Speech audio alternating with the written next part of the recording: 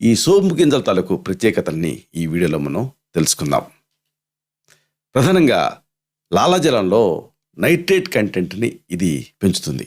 దీనివల్ల ఏమిటి ఉపయోగం అంటే హృదయ స్పందన రేటు, అలాగే రక్తపోటు ఇలాంటివన్నీ కూడా నియంత్రణలోకి వచ్చేస్తాయి. మెయిన్గా కొంతమందికి పాల్పిటేషన్ అనిపిస్తూ ఉంటుంది.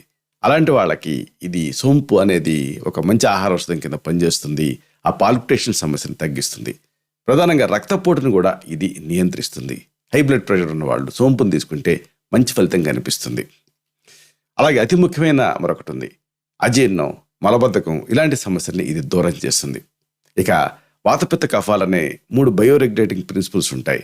వాటిల్లో తేడాలు జరిగినప్పుడు మనకి వ్యాధులు వస్తూ ఉంటాయి. ఇలాంటి ఈ తేడాల్ని సరిదిద్దుతుంది, ఇది సమస్థితిలోకి తెస్తుంది సోంపు అనేది. సోంపులో ఉండేటటువంటి ఖనిజాలు ఇవన్నీ కూడా హార్మోన్లను సమతుల్యం చేస్తాయి.